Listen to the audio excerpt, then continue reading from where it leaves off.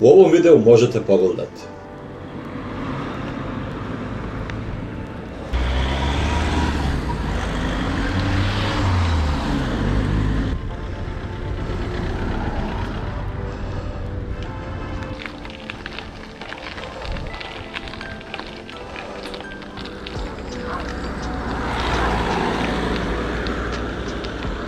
Koliko je spremno krenula ta osoba koju srećete i pitam preko dok ćete vi, pa kaže idemo.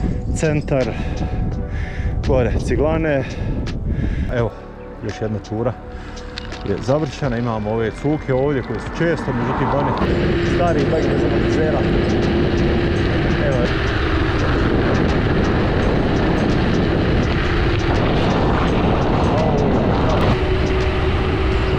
Problem na bajku, ne znam da li se uopće čuje ovo što pričam.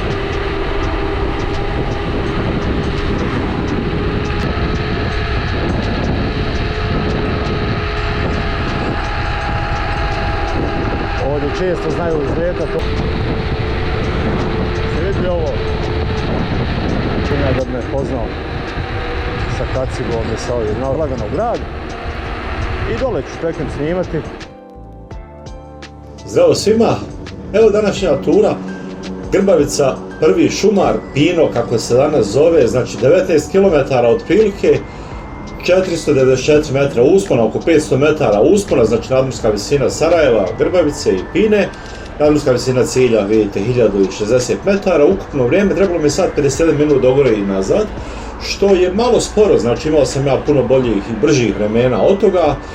Maksimalna brzina u jednom momentu na spustu mi je bila 65 na sat i mislim da je bio maksimalan heart rate je bio 165 otprilike.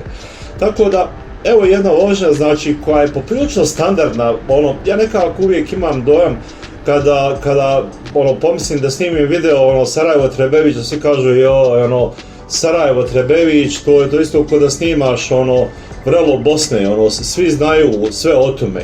Međutim, gledajući videe drugih biciklista i jednostavno malo prateći kuda ljudi idu, vidio sam da zapravo ne znaju možda baš svi, tako da kažem, možda će zvučati malo nešto, ali tajne Trebevića u smislu kao koji sve putevi imaju gore i šta sve tu može i kuda bi se moglo. Nemam ja sad naravno znate kad pričate s ljudima koji su biciklisti uvijek imate ljude koji malo manje znaju od vas, ali imate isto tako i ljude koji puno više znaju od vas, tako da ja ne sumnjam, sigurno ima neko ko će se nasmijati, ko će reći vidi, a ima i ovo, naravno, znači ljudi voze godinama, istraživali su puteve i gledali su kuda se može sve to ići, ali evo kažem za sve koji možda nemaju pretjeranog iskustva s Trebevićem, evo ovo sad recimo gdje se penjem, jedan dobar broj ljudi ne zna za ovo mjesto, recimo dosta ljudi se penje uz Vraca su katastrofalno mjesto za penjanje biciklom, i ja sam se penjao tuda dok jednom davno neko mi nije pokazao ovaj put koji je pored OHR-a, između benzinske Energopetrol i OHR-a, penjete se lagano uzbrdo, vidite, puno je manje auta, nemjerljivo je manje auta nego uz Vraca. Uz Vraca je prava pogibija i onom, da kažem tako, donjem dijelu, prije tranzita, prije raskrižja s tranzitom, a pogotovo u gornjem dijelu gdje je velik uspon, uska cesta i nemate se faktički gdje skloniti, ako naiđe auto, mimo ulazi se s drugim autom, vrlo usko i opasno. Tako da bi definitivno svima preporučio ovaj put za, mogu reći možda neki prvi izbor, prvo penjanje, prvi dio penjanja na Vraca, odnosno ne na Vraca iz Intra Trebević, ali zapravo se penjamo na Vraca.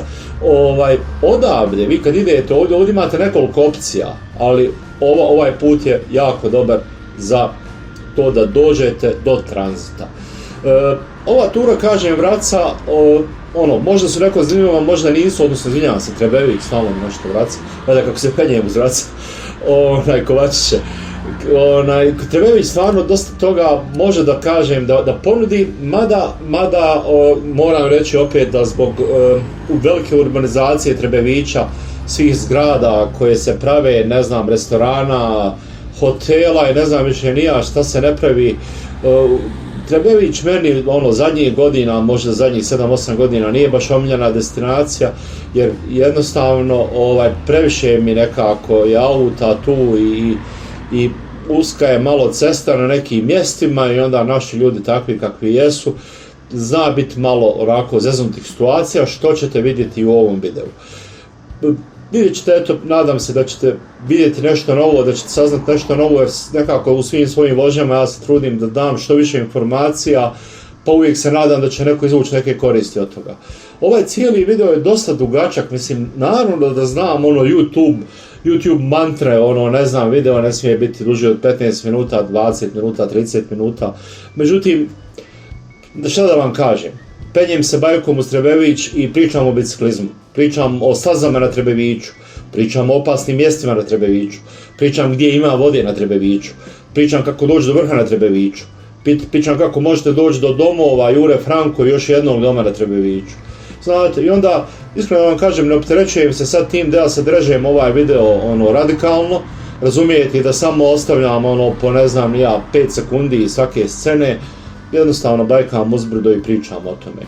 U ovom prvom dijelu videa, dok malo izađem iz grada, malo mi je, što bi rekli kod nas, ofirno da ja sad vozim i sad ovdje pričam, tako da ovaj ton koji sad slušate je zapravo snimljen, nije snimljen preko kamere koja mi je na prsima, GoPro koji mi je na prsima, nego ovaj ton sam snimio u montaži, tako da kažem, ovdje sad kad izađem iz grada, onda ide ton sa kamere i čuće se, znači, autentičan ton koji je snimljen. Sad ovdje malo nezgodno vidite, ja sam otišao na trotoar, izvinjavam se djevojci, otišao sam na trotoar čisto jer ovdje znaju biti ogromne gužve, na ovom mjestu je nezgodno, ovo je jedno od rijetkih nezgodnih mjesta, ogromne gužve znaju biti jer ljudi čekaju da izađu ovdje na tranzit.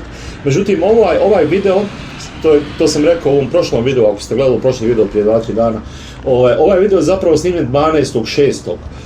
Zašto ga nisam objavio? Pa u prošlom videu sam objasnio da sam imao dosta nekih promjena u svom životu i jednostavno ga nisam stigao ranije objaviti. Tako da je ovaj video u ovom momentu već malo stariji i ovo je dan kad je BiH igrala na svjetskom prvenstvu sa Kanadom i iz tog razloga je vrlo vjerovatno puno manje auta na cesti. Zašto sam ovdje stao? Zato što kad se penjete do tranzita, obično prebacite ove brzine za penjanje, onda morate ubrzati preko tranzita da što prije pređete na semaforu, tako da morate promijeniti brzine. Onda kako promijenite brzine, a počinje opet veliki uspon koji je ovdje, onda ne možete nastati u tim brzinama. Tako da ja obično ovdje negdje stanem, da se prvo vratim u postavku za penjanje uzbrdo, u ovom momentu mi se otkačio SPD, odnosno nisam ga uspio uklopiti. Vjerojatno znate šta je SPD, to je sistem, da kažem, zaključavanja pedale za tenu, tako da su pedala i tena jedno, da tena ne može da spadne sa pedale. Mislim, stvar koliko je dobra, toliko zna biti loša, ali eto, svako zna svoje, neko voli, neko ne voli. Konkretno meni je to super, SPD mi je stvarno jedna od stvari koje jako volim kod biciklizma i olakšava mi penjanje uzbrdo i nekako generalno se osjećam nekako malo pričvršenije za bicikl, da kažem. Uglavnom, ovo je dan kad su igrali BiH i Kanada i iz tog razloga nema velike gužve na cesti i nije bilo velike gužve ovdje dole na tranzitu, jer tu se zna poprilično zagužvati i onda je kad dole se ufti na ovom semaforu koji se sad prošao gužve, onda je uvijek pitanje da li da odguram bajk do semafora pješke pa da pređem kao pješak na ovaj dio gdje sam sada ili da nešto tu izmozgam drugo, tu budite oprezni. Koliko znam prije, ne znam sad više koliko, da li je 10 godina, znam da je nažalost jedan biciklista tu stradao, spuštao se udar izbrdo i ja ću se kasnije udar spustiti i na ovom raskršću je nažalost imao saobraćajnu nesreću, mislim da je momak stradao, ako se dobro sjećam. Tako da evo, moja ekipa je vozila prije, ja mislim svega dan ili dva ovu turu, odnosno trebali smo je zajedno voziti, onda sam ja otkazao jer je kiša padala pravo dugo, izvinjam se, padala je kiša, da ne kažem, danima i sedmicama i taj dan kad smo trebali da se vozimo, to je možda bilo 2 dana prije ovoga, je isto tako baš prijetio pljusak.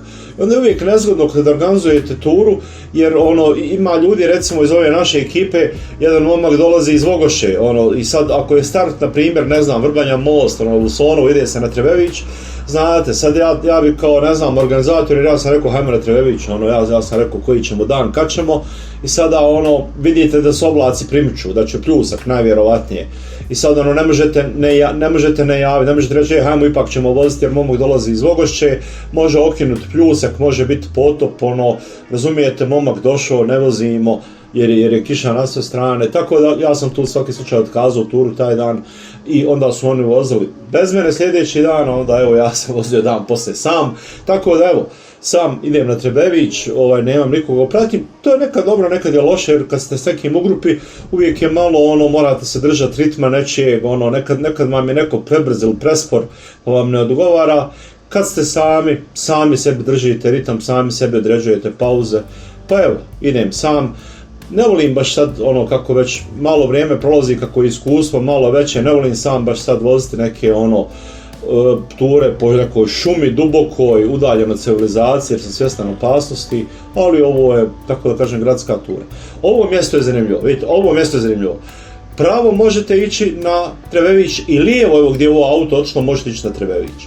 Ono što je zanimljivo, da ovdje lijevo gdje je ovo auto otišlo sada, znači, ako krenete tim putem, a pogledajte malo na Google Mapsu, jer nije mi baš jednostavno da objasnim kuda da idete, znači ako odete lijevo gdje je ovo bijelo auto otišlo, ima jedan dosta ozbiljan uspon nakon ovog dijela uz neko igralište, ima neki sportski teren lokalni.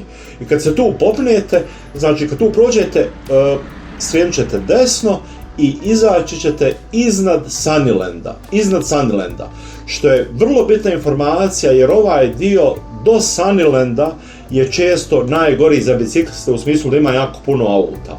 Međutim, ta tura, taj put, pogledajte malo Google Maps, vidjet ćete, ja ću kasnije označiti strelicama dok ovu turu vozim.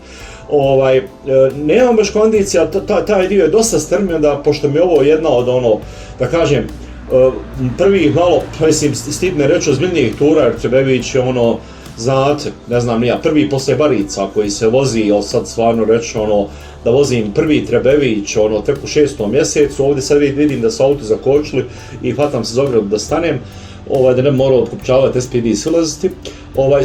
Govoriti sad da prvi put u 6. mjesecu vozim Trebević, to je za biciklistu sramota, jer ja sam znao u martu sresti ljude koji voze iz Trepojsko i Bukovik, još snijega ima okolo, ljudi voze gore, znači što znači to je već znak ozbiljne kondicije kad vi u martu se vozite na takva mjesta, ovdje sam jedno prošao. Tako da, zato nisam odabrao ovu lijevu stranu iznad Sunnylanda, a isto tako, opet kažem, malo mi je teško objasniti, ali opet ću pokazati strelicama gore. Ako krenete prema Sunnylandu, međutim, ne okrenete uzbrdo prema Sunnylandu, nego nastavite tom cestom ravno, tako da kažem, ona se lagano penje i ide kroz ova naselja iznad Sarajeva, ova padinska naselja, onda ćete doći čak do pansiona Osmice, koji je također na Trebevićkoj cesti, čime zaista u potpunosti malte ne izbjegavate ove silne gužve, ove silne aute koje uda idu, jer na taj način faktički po nekom mom iskustvu, što kasnije izađete na Trebevićku cestu, to ste u boljoj poziciji jer ćete manje imati problema s autima. Zato što jedan određeni broj auta otpadne dole na Sunderlandu, odnosno skrene u Sunderland, jedan broj skrene u Symphony, ne znam, jedan broj skrene, ima ona neka nova zgrada gore koja se pravi, a vi faktički ako odete do Osmica, razumijete, onda izlazite na cestu nakon svega toga, čime izbjegavate zaista te ogromne gužve. I evo, ja sad ovdje, pošto kažem, nisam baš u kondiciji da mogu, jer to su veliki usponi, teško je, nisam baš u toj kondiciji, ja ovdje idem nekom, evo, standardnom mojom rutom, pored OHR-a, presjećem tranzit, idem uzbrdo i evo me na Trebevićkoj cesti. Ovo je, ljudi moji, ista ona cesta, ako idete Vraca, Trebević, to je ta cesta, samo malo iznad Vraca. Ovdje da sam krenuo nizbrdo, znači već za 2-3 minuta bio kod spomenika na Vracama. I ovdje sada lagano pedalam uzbrdo. Ovdje ću sad uskoro se upaliti, ton će se upaliti koji sam snimao dok sam vozio, tako da evo, još ću možda malo prokomentarisati. Vidite, lijep je dan i vidite i sami da sam dugih rukava, trenutno je sad 8. mjesec, mi znamo da su ogromne vrućine, međutim u ovom momentu zaista nije bilo vruće i znači bilo je u stvari optimalno da obučem dugi rukav i da obučem nogavice, duge, znači nisam u šorcu, imam duge biciklističke pantalone jer je u ovom momentu bilo poprilično hladno, mada nije tako izgledalo i biciklisti koji su me stizali su bili u šorcevima. Ovdje je bila jedna od rijetkih prodavnica, evo sa desne strane kad se prije nekad davno, kad se išlo na Trebević, nažalost prodavnica ne radi, nama su prodavnice uvijek dobro došle da kupite čokoladicu ili vodu, da ne teglite uzbrdo, ali nema je više, znači tako da ima jedna druga srećom prodavnica, ja ću sada u videu pokazati gdje se nalazi, ona se nedavno otvorila i na super je mjestu, tako da takve stvari nam jako puno znače, jer kad idete na turu, a na turi nema vode ili nema neka prodavnica da se snabdijete, onda je problem jer morate nositi sve sa sobom i tegliti doslovno uz ovo brdo. Najteže je naravno tegliti vodu, šta drugo. Ovdje vidite, idem trotoarom zato što znam da nema nešto puno pješaka, u principu treba obići cestom, ali isto tako znam da ovdje na Trebevićkoj cesti je milion problema s autima, bar iz moje perspektive. Za moj ukus vrlo često ljudi preblizu prolaze, tako da evo, lagano idem, evo prođe djevojka, malo je mahnula rukom, prođe djevojka kao da stojim u mjestu. Naravno, ljudi su u boljoj kondiciji od mene jer stvarno ova godina jednostavno, nije bilo, uvijek planirate da ćete sad nešto puno voziti, tako dalje, međutim evo, nije baš bilo, nije baš počelo tako da kažem intenzivno, ali evo, bitno je da se vozi, bitno je da se malo ode u prirodu, da se čovjek opusti, pogledajte kako je lijep dan. Znači konačno evo, stale su te kiše koje su dugo padale, proljeće je bilo vrlo vlažno, tako da kažem, jako je puno padavina bilo i evo, konačno smo došli do malo ljepšeg vremena. Vidite, nema puno auta, kažem, utakmica je i zaista u ovakvim situacijama Trebević je super varijanta jer je svim ljudima koji su žive negdje centralno, negdje oko Sarajeva, Trebević je jedna od najbližih planina. Normalno, ko je dole malo više blizu Iliđi, njemu je Igman, a ko je malo bliže Starom gradu, njemu je znači bliže Trepoljsko i onda gore već da ima Hreša, Barce i ostalo. Tako da sreća je da evo, imamo te planine oko Sarajeva i da jednostavno možemo da uživamo u tom brdskom biciklizmu koji je zaista, tako da kažem, gdje god da se okrenete oko Sarajeva imate preduslove za brdski biciklizam. Evo, ja ću sada prestati da pričam jer uskoro kreće ton sa kamere, pa evo, nadam se da ćete pogledati i nešto novo saznati. Uživajte.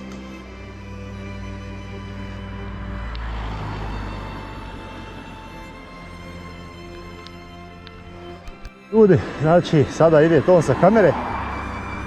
Vidjeli ste da me ova djevojka prešišala doslovno. Očito da je djevojka u kondiciji, vozi cestovnjak.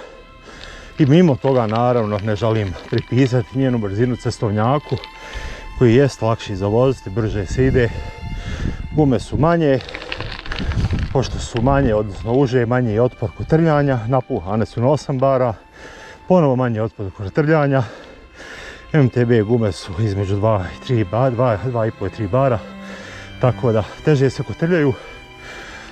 Pored toga, znači, pošto ja vozim Fulku sad trenutno, njen bajk je lakši, cestovnjak, nije full suspenzija, znači automatski drugačiji su kočnice, drugačiji su prenosi, kompletno znači grupa je drugačija, samim tim je bajk je značajno lakši od mog bajka, ali opet kažem, naravno ne pripisujem to bajku jer je očito djevojka više nego trenirana, ima jako dobru kondiciju i što mi se svidjelo onako dok je prolazila ovako malo rukom komahula, nije se okrenula nego je samo čao, što je super jer nekako ja uvijek sam malo mišljenje da biciklisti bi trebali da se uvijek pozdrave, pogotovo kad se sretnu ovako negdje, naravno nećete sad u gradu svakog pozdravljati, to bi baš malo bilo nelogično, ali van grada, zašto da ne, kao što se pozdravljaju planinari, jako često i ljudi koji su biciklisti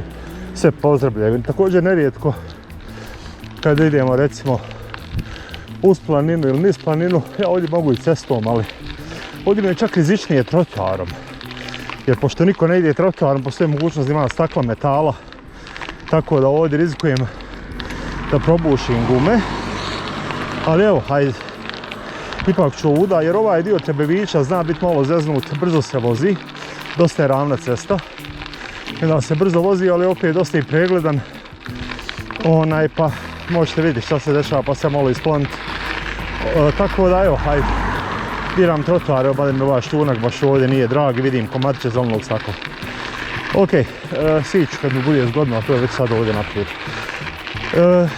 Kako je rekao, bicikliste pozdrave i nerijetko jedan jako lijep običaj, ali eto, par puta se desilo, ne mogu reći da je redovno, da recimo onaj ko se vraća iz planine sa neke veće ture, pa sreće ono ko ide u planinu, obično se ponudi, ako je ostalo hrane ili vode, ne znam, vraćaš se tipa s Bjelašnice i sad sretneš nekoga ko se penje, nebitno da li uz Krupac ili s Hadžića gore. Pitaš imaš li vode, ako ti treba ti dam vode, ako vam je ostalo, ne znam, šta ste ponijeli, čokoladica, banana, hurme, datule, ko kako zove, nebitno, ponudite da podijelite to što imate, jer nikad ne znate u kako je, koliko je spremno krenula ta osoba koju srećete. Ja sam jednom sreo baš iz Hadžića gore uz Igman momak i djevojka, potpuno nespremni. Ja sam vidio i po biciklima i po odjeći, oni nisu nikakvi biciklisti, farmerke neke tene, oni su krenuli gore. Znači bukvalno prije bi očekivao da su krenuli negdje na kafu. Sretnem ih negdje u prvi 30% Igmana i pitam preko dok ćete vi, pa kaže idemo, ovdje sad možete vidjeti ide MTB koja je jedna djevojka, znači stvari u meni i u biciklu. Bravo. Pitam dok ćete vi kao je Igman, pa rekao kako ste mislili, jer očito da to kako su oni obučeni poprilično odaje da li su za to ili nisu za to spremni. Pa hajde, kažem im da gore ima prilično, ponudim, ne znam šta sam imao, da im dam to, jer ja bi se odatle ispustio za jedno 5-10 minuta već dole u Hadžiće i onda nije nikakav problem sratiti u poslugu, kupite što treba i to je to. Tako da malo se raspitajte, nemojte baš u planinu tako grlom u jagode. Evo vidite, neki dan sam gostovao N1, ima možda 7 dana ili 10 dana, nisam sad siguran. I govorio sam, dobro, N1 je to sad iz te cijele moje priče koja je trajala oko 15 minuta, koja je bila generalno o biciklizmu, izvukao tih par rečenica gdje sam spominjao Trebević. I rekao sam da je Trebević za bicikliste i planare izgubljena planina, jer se izgradilo toliko puno objekata da je saobraćaj toliko strašno porastao da je postalo jako nezgodno biciklistima otići na Trebević. Danas evo ja sam imao sreće jer danas je utakmica i očito da je ogroman broj ljudi, mnogo firmi je pustilo ljude od ranije s posla kući, jer petkom obično vidjeli se gdje sam išao, budu ogromne gužve na ovim usponima. Međutim danas niti je bilo gužve i niti ovo je rijetkost da ne treba biti ovako pusto. Obično, pa ne znam, svakih možda najviše pola minute pored vas prođe auto. Tako da ovo je izuzetno rijetko. Razmišljao, mi smo trebali ići na Trebević prije 3 dana, ali je srijeda, mislim da je bila. Ali je kiša poprilično velika pala i grmljavne je dosta bilo, onda sam odlučio da otkažem u tu turu jer nisam htio rizikovati. Međutim, petak, evo, malo je toplije vrijeme, ali opet ne previše je toplo. Tako da je dosta ugodno za bajkanje. Malo me je iznenadilo u gradu danas, očekivao sam toplije da bude, vidio sam da nije baš, pa sam ipak obukao duge nogavice i dugi rukav. Evo, to je to.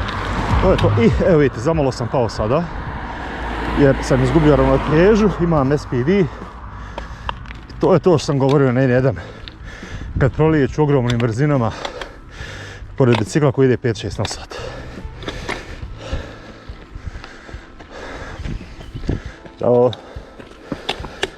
To je to, to su ti vozači, znači on ne mogu vas zakočiti da se im oiđe s ovim čovjekom, međutim Trebevićka cesta je uska i onda kad se nađete vi pored dva auta koja idu u susret jedan drugom, onda imate problem. Jer naši vozači ovako će najčešće kovać strojen gasat tuda i jednostavno vas natjerati da idete u stranu koliko možete, A ovdje, možete sad vidjeti kakva je cesta, ovdje je još ova desna strana sređena, ma da vidite u kakvom je stanju. Znači nije baš idealno. Mnogo češće i puno gora desna strana od ovoga. I onda nemate gdje pobjeći jer je obično neki mali jarak ili trnje ili nešto sa strane. Nemate se gdje skloniti. Tako da to je to što sam govorio, većina vozača polako popravlja svoje ponašanje u saobraćaju u smislu biciklista, međutim evo uvijek imate situacije kao ovaj veliki gospodin koji upravo sad proletio, ljudi koji smatraju da ste vi jednostavno smetnja tu i da ne bi trebalo da budete tu. Ako ovaj video sad neko gleda i mudruje, kaže vidi majstore šta je to desno od tebe, što ne ideš tuda, mogu, ali desno od mene nije biciklistička staza, desno od mene je trotoar.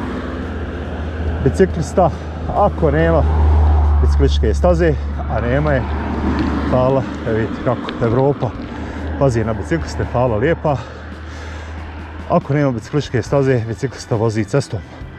Znači ja vozim cestom, malo prije sam vozio trotoarom jer mi je bilo zgodno da se popnem na trotoar, međutim ovdje mi nije bilo zgodno pa sam ostao na cesti. Eto ga. I ovo je lakši dio ovog penjanja na Trebević, doduše vidjeli ste ovo kud sam prošao iz grada, lično meni je teži, možda najteži dio onaj pored OHR-a gore preko tranzita dok ne dođete na ovu Trebevićku cestu. Međutim kad izađete na nju, ovaj dio je dosta ravan. Jedini je problem ovdje velika količina auta. Zašto? Zato što se količina auta smanjuje od Sandolanda pa na gore. E sada, ovdje moram malo da se tako da kažem ogradim, jer ja dosta u zadnjih godina dosta rijetko vozim Trebević i iskreno da kažem ne mogu se ni sjetiti kad sam zadnji put vozio, upravo radi ovakvih stvari koje ste sad vidjeli. I vozio sam zadnji put dok još ovo sve dodatno što je napravljeno nije bilo napravljeno. Znači nisam vozio u zadnje vrijeme kako je napravljeno, kako se god već zove ovo stakleno čudo zgradurina ova na Trebeviću kod Sandolanda pa iznad malo i nisam vozio kako su napravljene ove silne zgrade po brusu. Odnosno vozio sam, ali to je sve bilo u gradnji, nije bilo završeno. Ne znam kako je trenutno stanje, ali to useljeno, nije useljeno.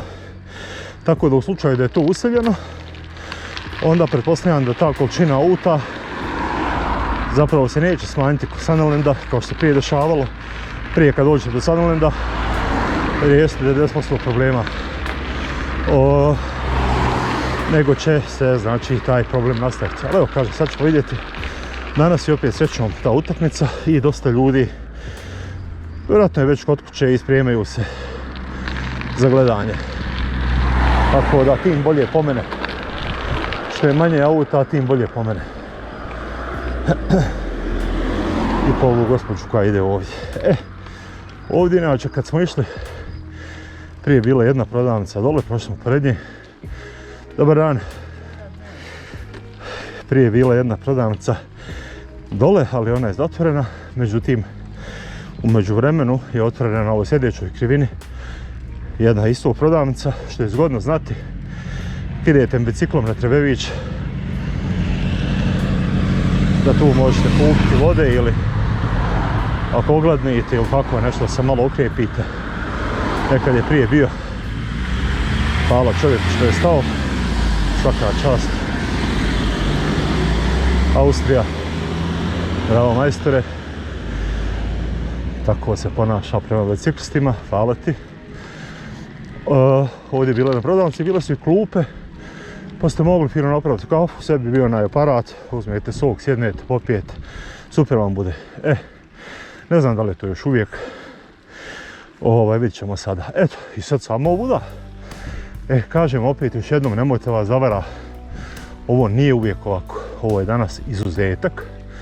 Ovako kako je sad je bilo nekad davno. Sada su puno veće gužve, puno više auta i puno zdeznutije za bicikliste. Da se ja malo sklonim, mogu i ovamo, pa idemo dalje, pratimo cestu. prodavnica još tu. Desno skretanje za Petroviće. Lijepa turica isto. Malo onako uzbrdo, malo nizbrdo. Može se sići, zaboravio sam ribnjak kako se zove dole. Jer opet imamo memoloženje, imamo naravno. Bravo, bravo, vidite kako je teško ovdje kod nas malo skinuti nogu s gasa. Ribnjak, zaboravio sam sad ime dole. Kako se zove, poznat jedan restoran, poznato mjesto. I možete ovim putem desno, kroz ova naselja, desno, da se spustite tog ribnjaka. Jako lijepo mjesto i poznato inače. Ok, prošao još jedan biciklist na nizbrdo, išao cestovnjak, propurao doslovno. Inače se, evo ga, još jedan momak. Inače savjetuje kad se vozite ovako u normalnim zemljama, s normalnim, među normalnim ljudima i vozačima, savjetuje se da ne idete odmah uz desnu ivicu ceste, upravo iz razloga ovog crnog Audija i onog plavog Citroena. Jer ako se maknete suviše desno, a cesta je uska, onda dotična gospoda pokušavaju da prođu pored vas i faktički prave samo goru stvar, jer vas guraju, znači neće da stanu, da smije moći s drugim autom, nego pokušavaju da se troje vas mjesti na istu cestu. I u tom slučaju vas samo guraju desno. Savjet zapravo kad vozite, da vozite više ovako. Evo vidite kako ja sad vozim. Znači odmaknut sam možda, pa ne znam, nije možda pola metra ili možda malo više od ruba ceste. Tako da faktički je vozač pod navodnicima prisiljen da sačeka da drugo auto prođe. Međutim, pošto smo na Balkanu, evo ga ponovo situacija, ovo malo pismenije je bilo. Pošto smo na Balkanu, vjerojatno bi neko dobio slom živaca da mora da vozi par sekundi za bicikliste kad bi ja se pomjerio. Tako da eto, skloniš se sa strane i nadaš se najbolje. Ovaj dio ovdje je također možda najravniji dio uspona na Trebević, u smislu znači lijevo i desno, a ne gore i dole. Tako da se dosta brzo vozi. Međutim, ono što je dosta ovdje iznenađujuće je da i za bicikliste, iako ovo izgleda kao ozbiljan uspon, nekako neobjašnjivo, ali dosta se lako pedale vrte. Kao da je samo vizualno onako neko veliko penjanje, ali dosta ljudi ovdje razvije uzbrdo puno veću brzinu nego na ovim donjim dijelovima. Ne znam u čemu je fazon. Eto, idemo dalje.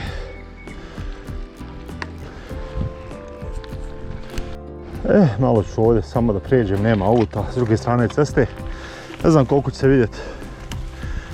Vidite u daljini, malo samo da naštevam kameru, vidi se Sarajevski aerodrom, Dobrinja, istočno Sarajevo, obronci Igmana uz koje se penjemo kad idemo na Igman. I imamo gore se malo bijeli Bjelašnica, vidi se observatorija, ne vjerujem da ću to vidjeti na kamerima, da ću ja probat nazumat, ali neće to baš bog zna kako izgleda. Vidi se observatorija na vrhu Bjelašnice. Snijeg, koliko vidim, se uglavnom otopio, međutim ostalo ga je ponegdje, vidi se skijaške staze na Bjelašnici. Eto, vidite. Gore idemo kad idemo na Igman na Bjelašnicu. A pošto je Trebević, idemo ovuda. Sad samo moram sačekat moment da se vratim nazad.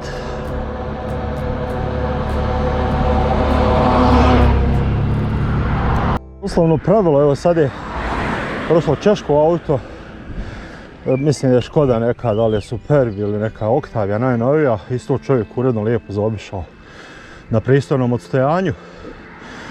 Očito je problem samo u mentalitetu. Samo u mentalitetu. Što je dosta zanimljivo jer evo, hajde prije 15 godina kad smo išli na Trebević pa ljudi vide bajk pa ne vjeruju očima da vide bajk na Trebeviću, kontaju kako se ti tu stvorio. Ali evo ja sad za nekih, ne znam koliko se već penjem, pola sata prošlo je 6 bajkova. Znači neminovno je kad ideš na Trebević da ćeš sasvim sigurno sretati bicikliste i ako imalo imaš par grama mozga u glavi, jasno ti je da kad ideš na Trebević za očekivati je. Ko što kad ideš na Kupres znaš da ti možeš sresti divlje konje Kupers je poznat po tome. Isto tako može sresti nas bicikliste na Trebeviću i na Plinama. Ali ja mislim zaista, to nisam neki dan rekao, ne nijedan. Bilo je dosta kratko to, taj razgovor, kažem svega 15 minuta. Po meni ovakve manifestacije sile, Citroen, Audi, koji su prošli i mnogi drugi, nisu oni ni prvi ni zadnji. Te manifestacije sile zapravo po meni nisu slučajne. Po meni su to zapravo signali koji bi trebali biciklisti reći da tu nije mjesto. Kao makse ti s te ceste, idi ti negdje drugo. Međutim, pazite, ja sam rad takvih stvari recimo počeo nešto rjeđe ići na Trebević, jer mi je jednostavno malo takva jedna ponašanja su mi malo dozlogrdila. Međutim, daleko od toga da su me otjerala sa bicikla i sa drugih cesta.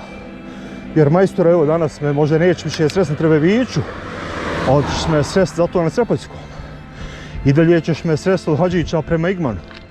Znači to kad prođeš na 20-30 cenata od nekoga, ti misliš ono, jo, jesam ja sad faca s ovim Audijem. Ono, vidi kako sam prošao pored njega. Ono, sad sam ga prepo. Care, nisi nikog prepo. Znači, taj čovjek sigurno neće zamijeniti biciklo to zbog tebe i zbog tvog ponašanja na cesti. Možda će se pomjeriti na neku drugu cestu, ali ti kad se pomjeriš negdje drugo, opet ćeš ga sresti tamo. Tako da to je jedno primitivno ponašanje. Uzmi u obzir da si u autu koje je teško 1,5 tone, 2 tone. Biciklista je na biciklu, nema oko sebe ni airbagove, ni lima, ni motor, ništa nema oko sebe. I znači junačit pod navodnicima prema biciklistkinjama ili prema biciklistima je stvarno krajnje primitivno. A eto, vi sad mislite o tome što hoćete. Mislite o turbo, svojim motorima, konjima, kilovatima i svemu ostalom. Ja vam kažem kako je to iz moje perspektive. Za mene, kad ovako prođeš pred mene, ti samo običan papak, ništa drugo. I evo nas ovdje, da li je ovo bio Symphony, ne mogu se sjetiti kako se zove. Da li je Torti Partners, tih firmi je bilo jako puno u zadnje vrijeme.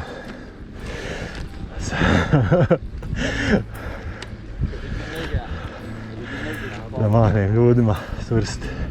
Ona je u zadnje vrijeme se puno toga promijenilo, ali ti je u dosta velikoj krizi zbog vještačke inteligencije, zbog još nekih stvari koji se desile s promjenama na tržištu. Tako da, ne znam zaista kako sad stvari stoje i šta je sada ovaj objekat. Porsche. Piše Porsche, ali ne, ovo je možda samo stanica za punjenje Porsche. Ok, šta god da je, nebitno. Symphony, piše gore na zastavama, malo su izblijedile. I to što su izblijedile nešto govori. Ok, idemo dalje uzbrdo. Prolazimo Sunderland. I odavde je nekad gore bila manja gužva. Sada ne znam da li je.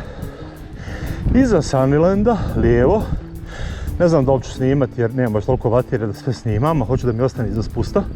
Iza Sunderlanda lijevo, znači ovdje, tamo gdje su ona auta gore. Znači, kada biste tu skrenuli, spustili biste se nazad u grad i faktički bi izašli ponovo dole kad sam se penjao. Rekao sam u jednom momentu, evo ovdje možete lijevo, možete desno. Ja sam otišao desno na Trebevićku cestu, a rekao sam možete lijevo pa ćete izaći kod Sunderlanda. Evo tu biste izašli gdje je sad ovo auto gore. Inače, tu postoji 2 puta. Jer možete izaći na osmice, pa znači sve zavisi sad kako se odlučite. Uglavnom nekad kad se vraćate u grad vidio sam da ponekad ljudi idu uz vraca i niz vraca. Ta cesta u katastrofalnom stanju, ogromne su gužve uzbrdo i nizbrdo. Znači ne bih preporučio nikako biciklistima tu da idu. Radi idite ovo kuda sam ja došao, a vratite se ili kuda sam došao, ili ako hoćete možete ovdje skrenuti pa se vratiti nazad u grad. A možete i gore kod osmica, pokazat ću to mjesto, možete i tu skrenuti pa se vratiti u grad. Naravno svi ti putevi koji vode nazad u grad vas mogu dovesti gore, samo u suprotnom pravcu. Tako da ako ste u malo jačoj kondiciji, faktički možete ovdje izaći na Trebevićku cestu i izbjeći sve ove aute koje sam ja sreo među vremenu. Što nije loša varijanta, jedino je nezgodno što je ovdje malo uspon nezgodan, odmah baš sad kod ovih plavih kvadova. Tu lijevo uspon je poprilično, što bi rekli, uznos. Pa možda ćete malo morat pogurat bajk. Ako ste u dobroj kondiciji možete i voziti. Idemo dalje. Gore možete vidjeti tu zgradu, ne znam kako se zove. Sada vole da daju ta imena. Da li je ovo neki Gardens ili neki Eagles Nest, šta god da je, ne znam. Kako god. Zbog ovih zgrada i onih na Trebeviću, znači Trebević na Brusu. Trebević sve više postaje mjesto za stanovanje, što podrazumijeva zdravo, što podrazumijeva sve veću gužvu. Čovjek ima nazad, čini mi se, ono bike radar, što je sjajna stvar, dosta ljudi koristi.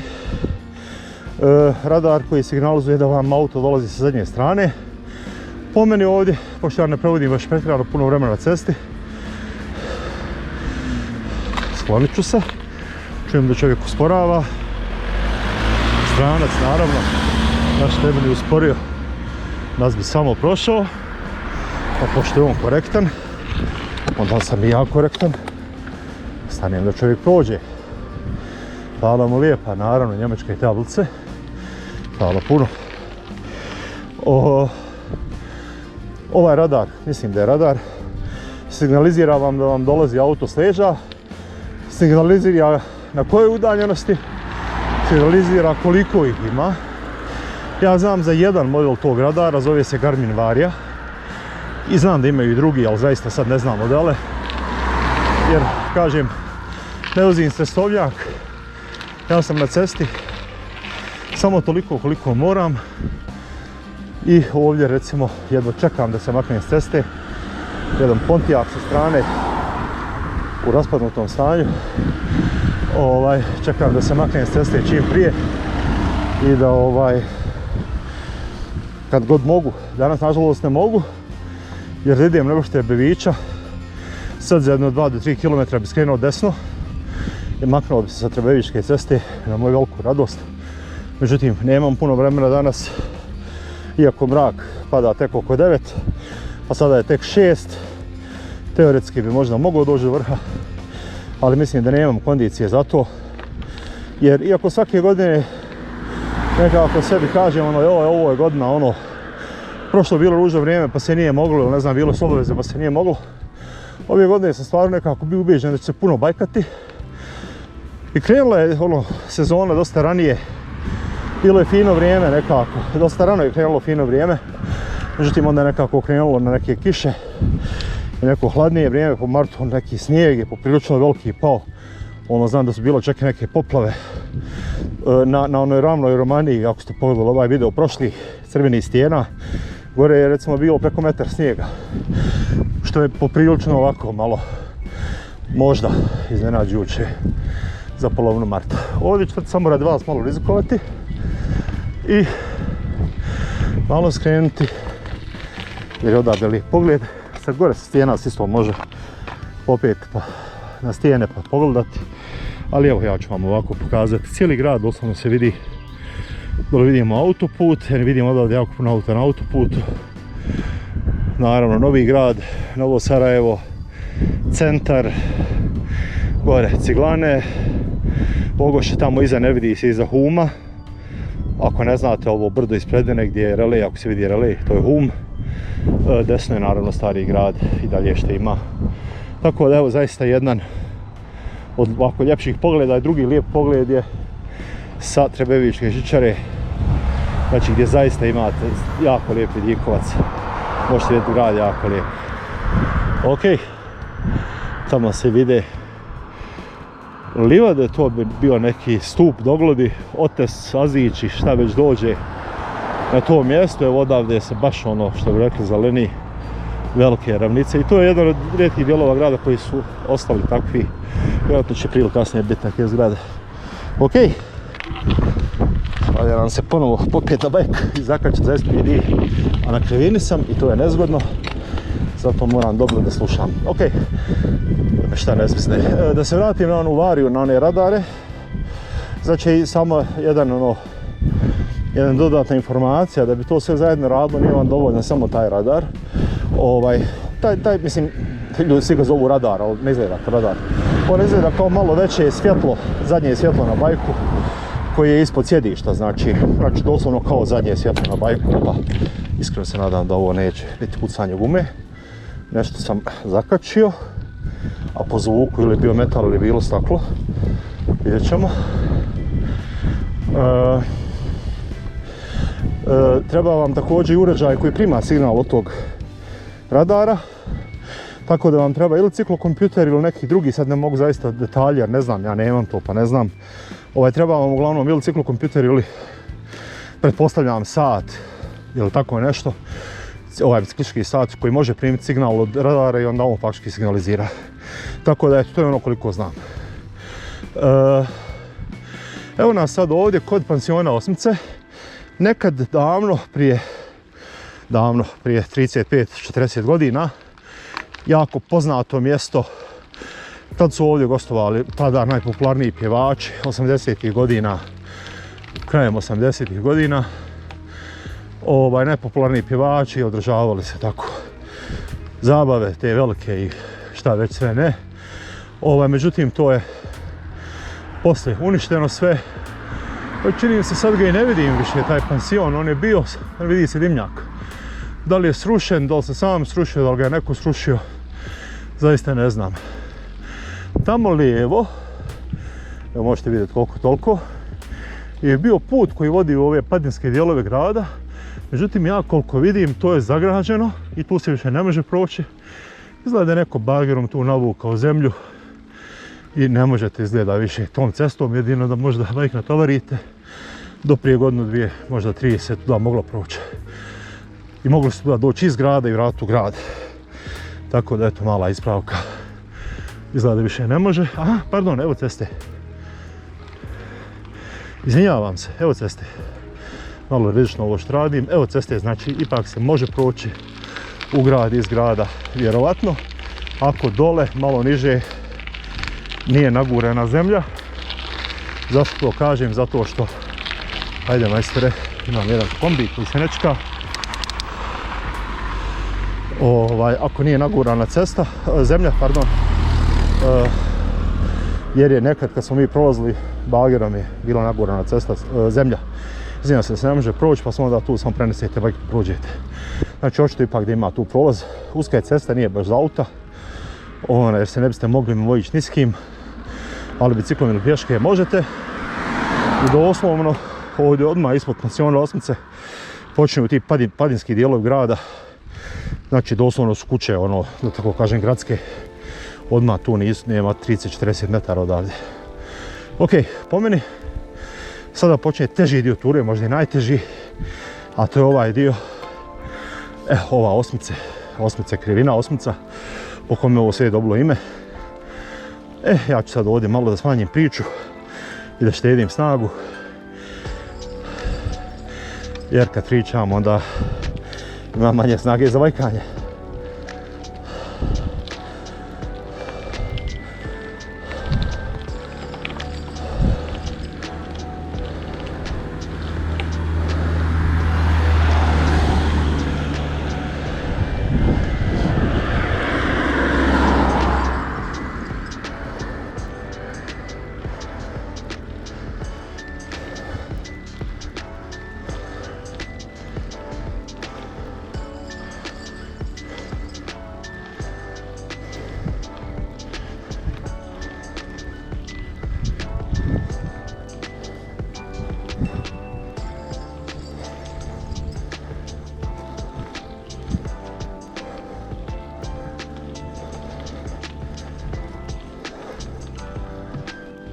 Ovaj dio posebno težak.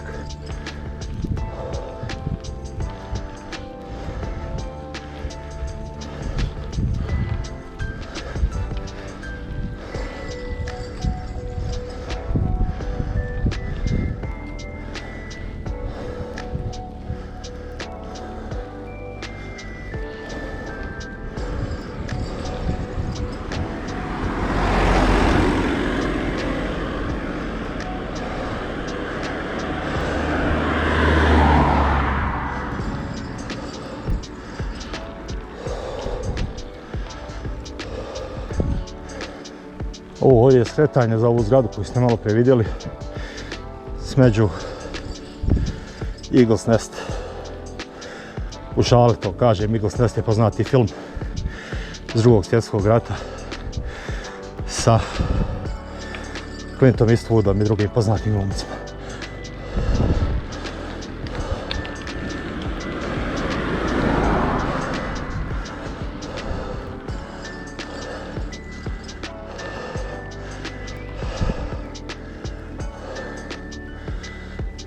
Pogledajte samo količinu znakova.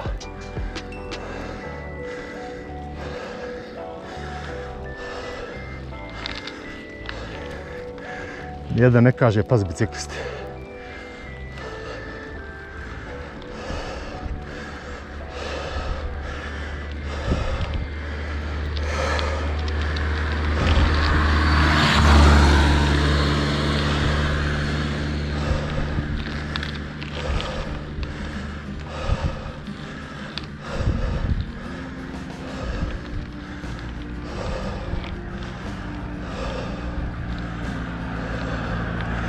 Teško penjanje, vidite kakav je uspon. Trebević ovako može djelovati naivno autom, ali biciklom nije baš. Ovdje se ide lijeva, pa desna, pa velika ravnica. Ulimo dalje uzbrdo, nesmanjeni uspon.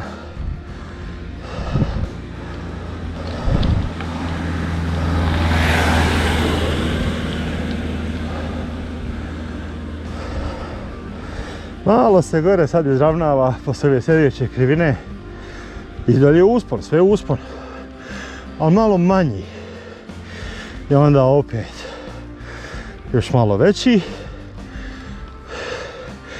Da smo skoro došli do platoa.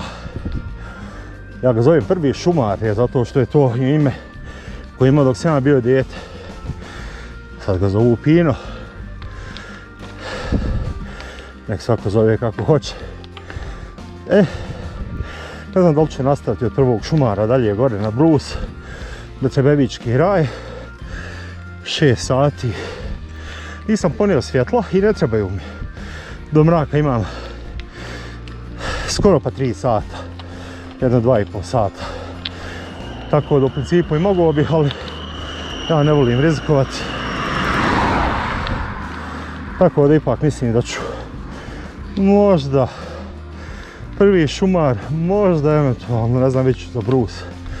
Jer za prvi Trebević, malo me stid ovo reći ove godine, tek prvi Trebević ove godine, možda i Pino dovoljan, odnosno prvi šumar, možda i nema potrebe dalje. I ovdje se nešto krenulo praviti, ne znam da li su ovdje bili, da li ono klizište pa one oborinske vode, što onda pravile problem. Evo nešto je napravljeno. Ko bi to više popatao? Ovdje sada pravi nešto na svakom ćošku. Svaki novi objekat je u stvari ono što ovu planinu sve više udaljava od planine. Gore možda možete vidjeti observatoriju, ostatke observatorije na onom brdu gdje je ovo sad auto. Vidi se jedan okrugli objekat. Nekad je bila observatorija Sarajevska, ne znam da li još uvijek. Znam da nije obnovljena, nikad poslije nije obnovljena, ali da li je u nekom manjem obimu nešto montirano ili se par puta godišnje gore okuplja ta zajednica astronoma, sad zaista ne znam. Ovdje desno od mene ima izvor. Ja dugo nisam znao za taj izvor, eno vidim da ide voda. Dugo sam mislio da Trebević nema izvora, odnosno ima, ali nema nigdje ovdje na ovoj cesti. Ali poslije jer je ovaj izvor sad bio zarastao, onda je neko skrenuo pažnju da tu ima izvor. Ali moram reći da ne znam da li je pitka voda. Pretpostavka je da jeste, jer gore još uvijek srećom iznad ovog izvora, koliko znam, nema ništa. odavde je desno od mene ako bih krenuo uz ovu stranu, što ne bi nikom preporučio da ide kroz ovo granje, jer mislim da postoji realna mogućnost mina. Ne naravno na cesti, nego kažem u ovoj šumi desno šikari. Gore prva stvar na koju biste naletili desno kad bi nekako uopšte mogli proći, a ne možete proći jer je neprohodno, je zapravo PTT toranj koji ne vršite vodiča. Tako da ja vjerujem da ova voda nije zagađena još uvijek. Sada kažem, ne znam da li je za piće ili nije za piće, pa s oprezom pristupite tome.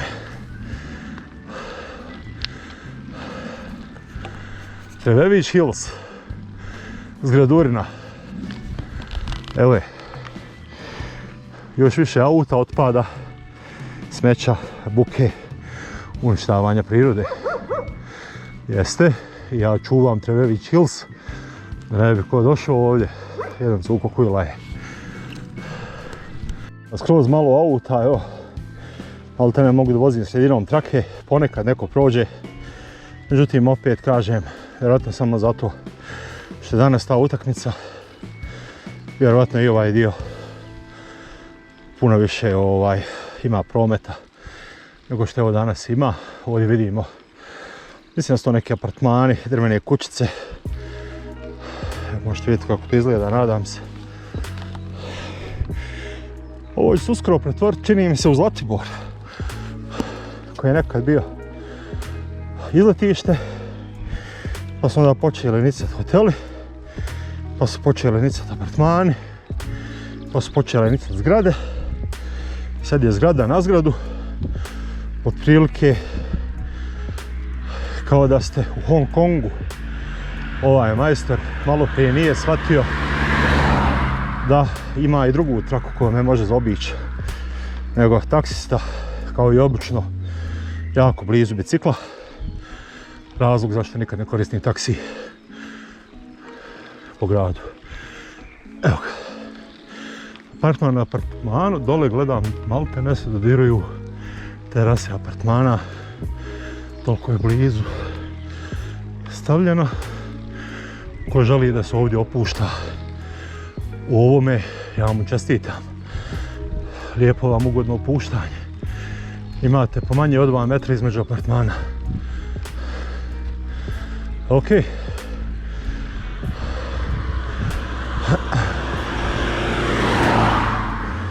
Ponovo sad ovdje malo gulim uzbrdo. Ima malo krivina. I uskoro će s desne strane, bar se nadam da je uskoro. Trebević uvijek zezne, ja uvijek na Trebeviću kad kontam kraj uspona još malo, a ono još jedan uspon. Tako da neću ništa tvrditi. Još jedan izbor koji je presušio. Ovdje nema vode, što je dosta čudno, jer Trebević, pošto je dosta šume, dosta snijega, dosta potoka, obično uvijek ima vode. Ok, ovaj uspon me lomi, sad sam već umoran i ovaj baš lomi. Za utjehu puls nije tako ekstremno visok, mada sa neke sportiste naravno da jeste, 159, neko koji u kondiciji ovdje bi imao puno manje, međutim ja baš nisam u kondiciji. Idemo dalje. Silna količina auta bez tablica, sad je neki crni 4Runner proletio bez tablica. To se može vidjeti obično po selima gdje ljudi ne izlaze autom na, pod navodnicima, magistralne ceste, nego u selu se voze od kuće pa do komšije, ili ako rade tamo negdje malo dalje u tom selu, ne kreću se izvan tih lokalnih puteva. Tu je dosta često to. Vidite da ljudi nemaju tablice uopšte. Međutim, evo zanimljivo, na Trebevićkoj cesti, koja je pokrivena i kamerama i policijom dole, često na vracama, da ih ima ovoliko bez tablica. Prošao je jedan biciklista u povratku od ozgo, mislim da je upravo onaj s radarom. generalno ljudi koji voze cestovnjake malo imaju drugačiji pristup, mada dosta i moji prijatelja koji voze MTB-ove recimo idu bez ruksaka ili eventualno nose torbicu neku ili imaju oni biciklističke majice sa džepovima pa tu stavije pumpu, rezervnu gumu, vodu, baš neki minimum. Međutim, generalno većina ljudi koji vozi MTB obično malo više stvari nose. Ja nikad ne idem bez ruksaka i to malo većeg ruksaka jer dešavalo mi se jednostavno da u planini bude jako hladno ili da ne znam upadnete negdje u vodu ili u snijeg ili u blato i onda trebate presvući čarape recimo, vrlo često budu mokre u takvim situacijama ili uvijek kad idete uzbrdo, evo ja sam sada naravno majica mi je mokra, imam na sebi atletsku majicu, imam majicu dugih rukava, to je sve mokro i naravno nikako nije baš, evo još jednog bicikliste, nikako nije sada baš praktično da se dozgo sad spuštam takav mokar jer Mr. Bević, ja znam, ići često i po 70 na sat. Ništa, on je cool. I sad nije zgodno kad ste mokri da idete 70 na sat naravno jer vas baš napuše. Samo dok prođu ovi genijalci koji uništavaju znači planinu sa svim ovim. Znači tako da je praksa da minimalno kad idete obično ponesete presvlaku, možda ne baš obavezno usred ljeta kad je dosta vruće. Pogledajte kako je kondiciji čovjek, mogu ste vidjeti po nogama kako je strašna kondicija u pitanju. Da ponesete presvlaku, ja imam sad naravno ovaj kompletan gornji set da zamijenim gore kad dođem. Imam tanku jednu jaknu, vidjet ću da li ću je obući. I to je onako jedna dobra stvar koju možete raditi kad spuštate. Vrce Bevića 8 km, ide se ovamo, evo vidite. Ovaj samo prvi dio ima malo kao asfalta, inače ovo makadamska cesta. I nemate gdje zalutati. Idete gore i furate samo pravo i doći ćete na Vrce Bevića do PTT relea. Veliki relej koji se vidi još iz daljine, tako da ne možete nikako fult. Mislim da se cesta samo na jednom mjestu račva lijevo i desno, ali očito je da tu idete. Očito je koja je glavna cesta. Posjećaj, mislim da je lijevo. Pogledate, jednostavno pogledate gdje je taj PTT toranj, idete tamo. Nema fule. Sada, na putu prema tom tornju, ako se odlučite da idete, ovdje gore, koliko ja znam, nema vode, pa nesete dosta vode, da imate do gore, jer ima još 8 km. Na putu gore ćete vidjeti skretanje za dom Jure Franko. Plinarski mali dom, jedna kućica, vrlo ugodna, velika terasa, planinari sjede, biciklisti, svi su tu. Preporučujem da se vratite, jako je lijepo. A čuo sam, znači kad dođete do tog doma, lijevo vam je PTT toranj, vi ste u Juri Franko, na primjer domu, a navodno desno od toga otvoren još jedan dom, tamo nisam išao, navodno je relativno nedavno otvoren, tako da ne znam točnu lokaciju. Evo, ove djevojke koja ide odozgo. Ona je vjerovatno, s obzirom na to kad me je pretekla, još dole kod pansiona Bob. Ona je bar otišla gore do bivšeg doma Privredne banke Sarajevo, koji sada zove Vila Andreja, odnosno do Brusa, ili možda čak i dalje, jer me je dosta davno pretekla, a evo gdje srećemo, znači da je podobro otišla daleko. Inače, ko nije gledao ove druge videe, Trebevićka cesta, ova na kojoj sam, znači ako nastavite dalje da se vozite ovom cestom, znači možete nastaviti ravno ići, to nije pretjerano daleko, pa sad odoka procjeni možda 45 minuta, doći do jednog raskršća, desno vam je Lukavica, istočno Sarajevo, ako nastavite pravo, nastavljati prema Jehorni. Nedaleko od tog mjesta, po sjećanju možda, pa ne više od pola sata, je skretanje. Lijevo su vam Pale, desno vam je Jehorna. I dosta brzo odatle, ako nastavite desno uzbrdo, nije puno strašno. Sad kad čovjek kaže ono Trebević, joj Jehorna, sad ti je kontaž, valja se popeti još jednom ovoliko, nije. Znači dosta brzo od tog skretanja desno prema Jehorni ćete ugledati prvi hotel na Jehorni i to će znači da ste već tu. Evo ga, kako sam se zapričao dole sam nisam obratio pažnju. Dole je bila tabla zaštićene pesač Trebević. Ja mislim, koliko mogu da prepoznam, da cesta sad već izravnava. Kad krene da izravnava, to je znak da ste na platovu kod nekadašnjeg mlinarskog doma Prvi šumar. Danas mjesto poznatije kao Pino. Tu vam je lijevo bob staza.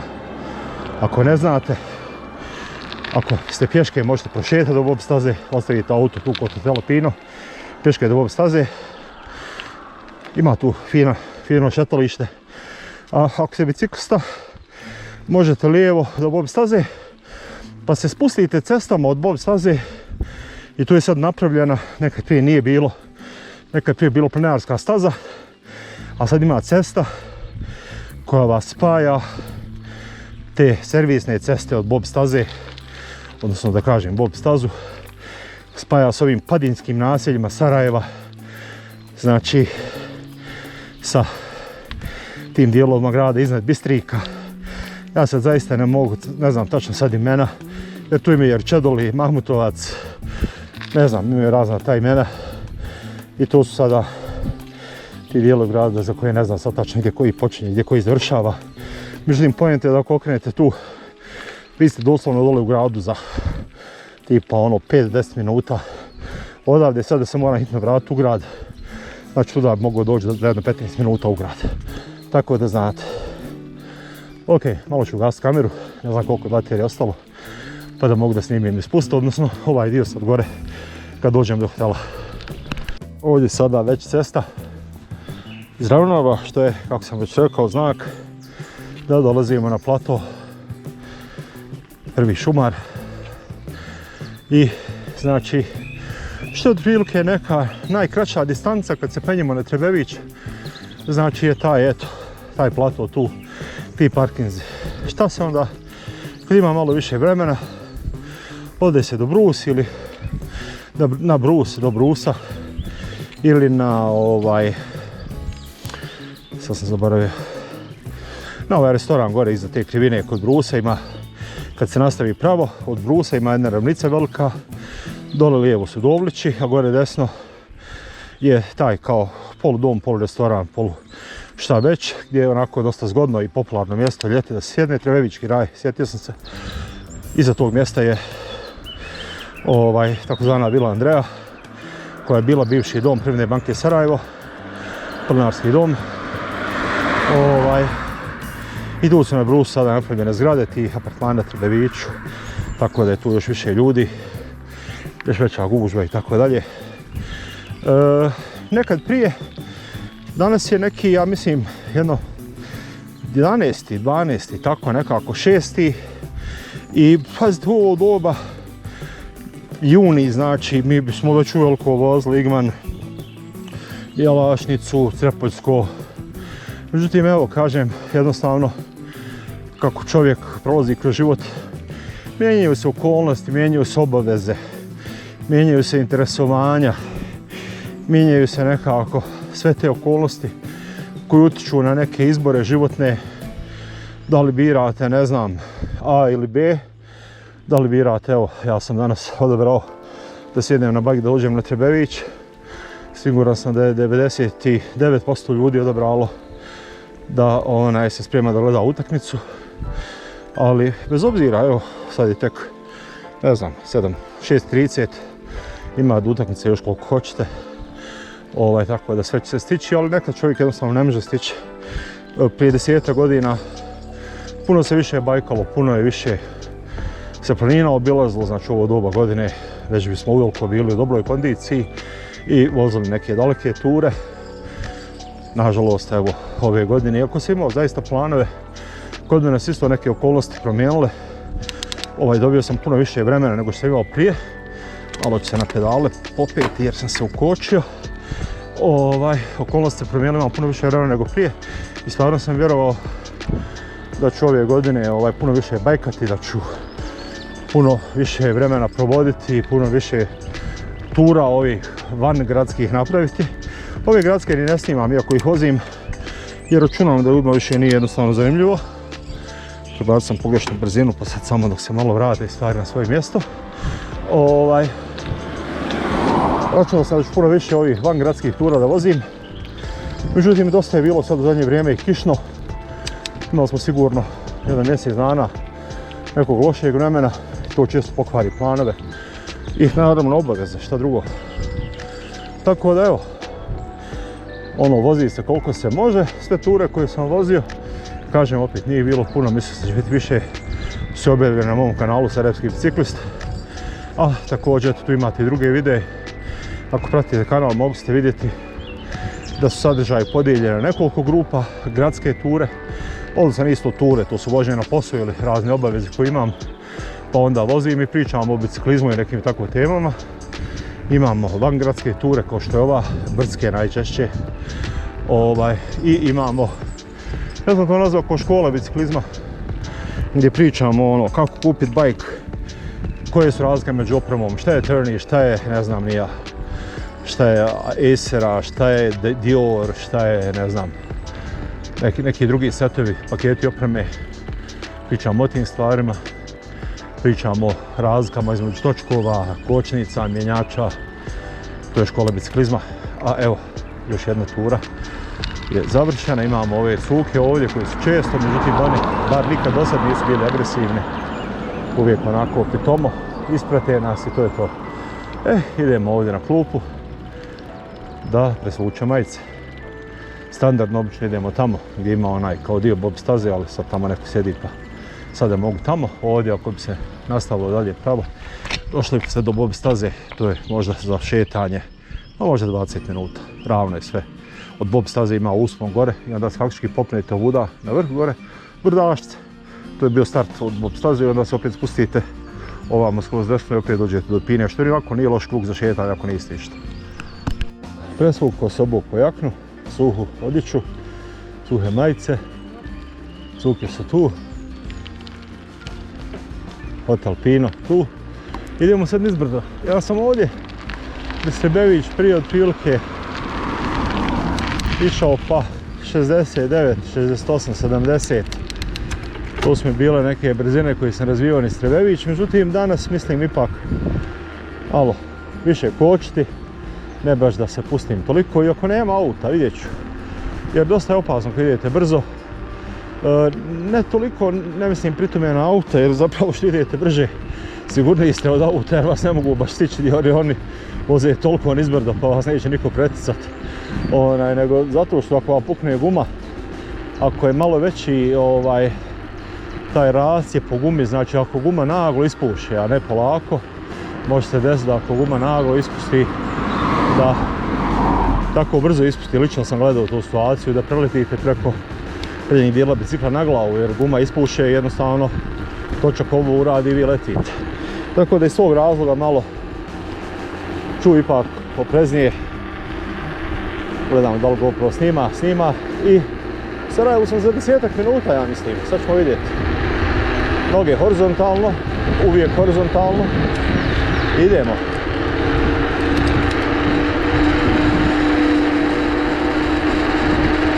Nisam otključao amortizere, ali sad je kasno za to. Znači ovo je sada hardtail. Nemam ni prednji ni zadnji, čak nije ni hardtail, nego je stari bajk bez amortizera. Nema veze.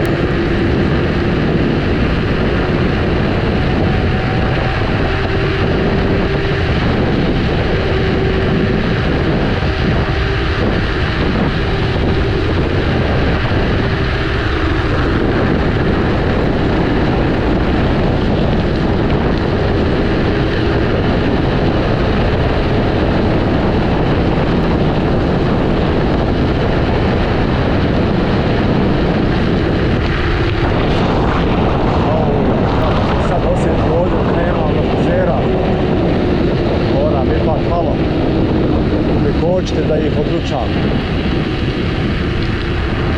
Ovo je baš bilo prvi. Zadnji mi je teško dostupan. Evo ga zadnji. Nazad nema niko, sve ok.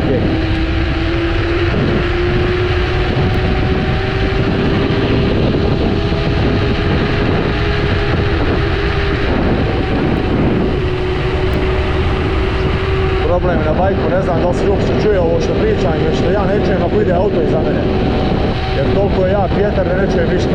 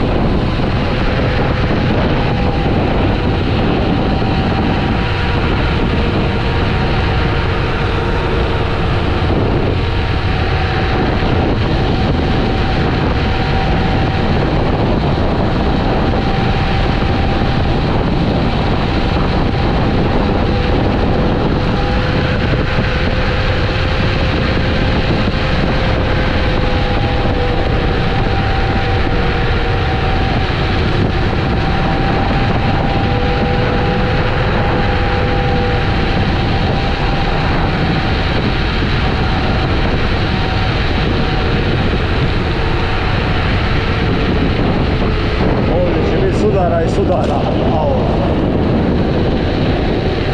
ovo je sad baš bilo. Prokop na cesti neoznačen. Da li je iskrivio gume? Felgen, gume nije, ali Felgen. To je sada pitanje. Lijepo napravio zgradu od par miliona i onda ne saniraš cestu. Balkanski oblik kapitalizma.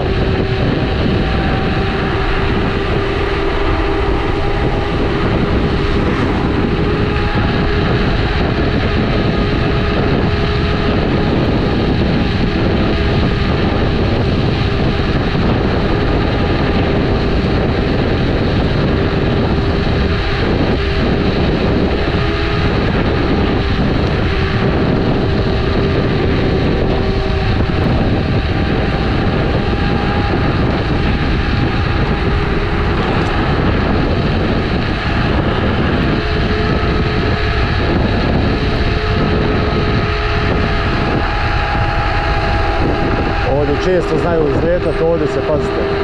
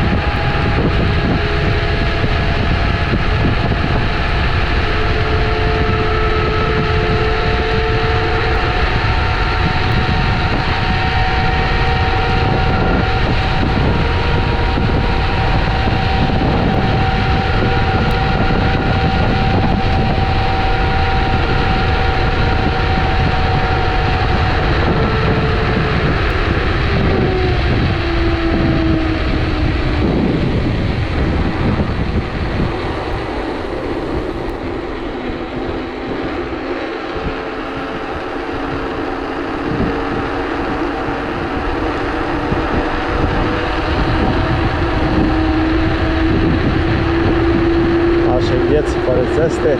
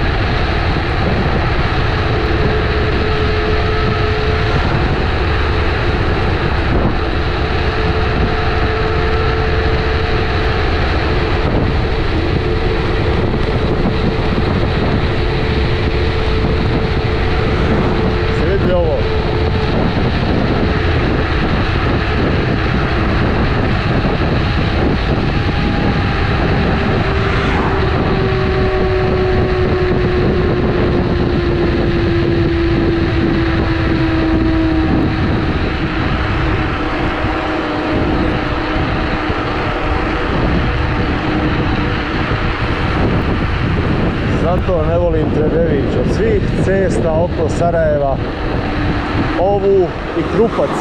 Krupac je penjanja na Bjelašnicu. Najmanje volim. Odnosno, da budem precizniji, izbjegavam.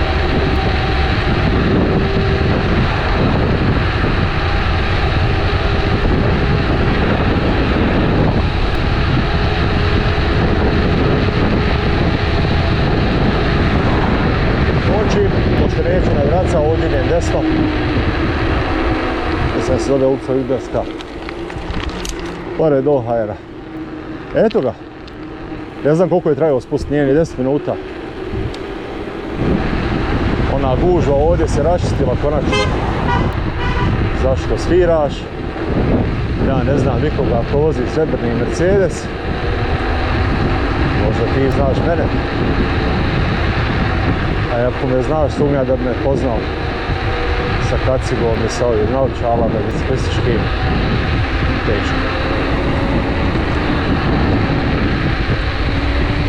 Inače, ovo sviranje biciklistima vam je u svakom kontekstu besmisleno. Bilo da nekog znate ili ne znate. Jer ako ga znate, on ne može vidjeti od vašeg stakla, koje je vjerovatno obojeno. Ono, sad su sva ta stakla tonirana, ne može vidjeti ko ste vi, od refleksije ne vidi ko je. Sviraš mu, znaš ga, on tebe ne vidi, ne znate. I ako ga ne znaš, sviraš mu, ništa mu nisi rekao, šta hoćeš da kažeš. Da ne bi trebalo biti tu ili već, ne znam, šta god to je tvoja poruka. Nama se stvarno, što bi rekli susjedi, živo fučka za te poruke. Mi ćemo vidjeli je voziti kud vozimo, tako kako vozimo. Tako da svako sviranje biciklistima, signali nekakvi, to je poprilično onako, da eto kažem onako, da zvuči pametno, deplasirano. Znači jednostavno ništa ne postižete s tim, potpuno je van konteksta. Spuštam se lagano u grad i dole ću prekinuti snimati. Ne znam, vidjet ću da li ću otići na kafu, možda je malo kasno mi je za kafu. Ali ne znam sad da li ću odmah nazad ili ću možda malo još da sjednem, da uživam u suncu. Jer kako sam lijepo rekao, ne jedan bicikl daje jednostavno onaj osjećaj slobode koji je auto obećalo, bicikl je taj osjećaj slobode dao, auto više ne daje ništa osim nervoze, gužvi i skupi cijena goriva. Uživajte u ovom lijepom danu, a ja idem dole da se spustim negdje da popijem sok.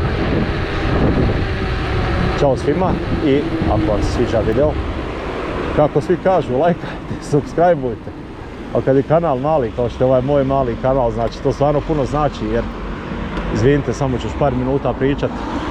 Nije lajkanje samo ono kao sviđa mi se video, faktički što video ima više pregleda i više lajkova, onda ga YouTube plasira prema više ljudi. Ako pogledate video kratko i ono prebacite na drugi video, onda YouTube zaključi da video nije dobar.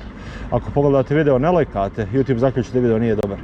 Tako da ono, gledanje videa i taj neki like što svi kažu lajkaj, subscribe-uj, vozač će me nadam se pustiti. Puno znači jer što više ljudi pogleda video i lajka ili što ostavi komentar, šta god, to video će doći do većeg broja ljudi. Ako nema toga svega, onda video ne dolazi do većeg broja ljudi. Da pustim ovaj auto da prođe, jer je čovjek bio korektan prema meni, da sam ja korektan prema njemu, hvala mu. Tako da znate, eto, to je to. Uživajte u ostatku vožnje, još malo.